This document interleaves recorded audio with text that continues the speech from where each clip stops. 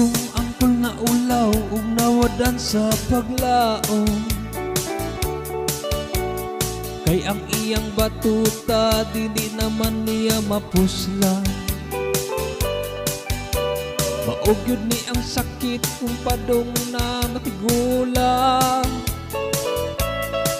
Di na mo gahi ang atubangan.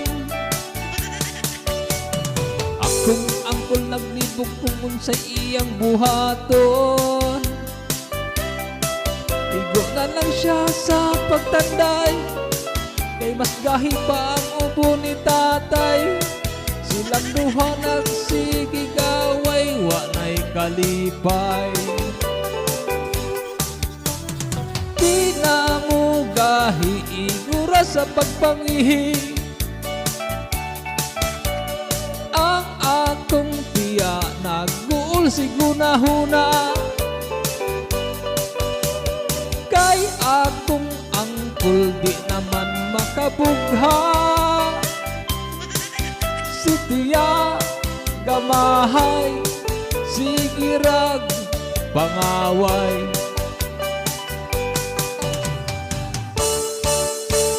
Akong angkol na ulaw ug nawadan sa paglaom,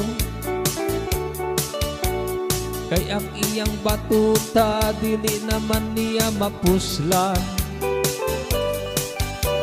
Maugyod ni ang sakit kung padong na matigulang.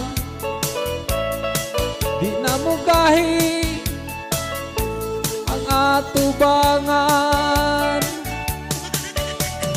Akong angkol naglibog kung unsay iyang buhaton. Igo na lang siya sa pagtanday, kay mas gahi pa ang ubo ni tatay. Ilang duha nagsigigaway, wa na'y kalipay. Di na mo gahi igura sa pagpangihi ang akong tiya, nag-uol si gunahuna. Kay akong angkol di naman makabugha,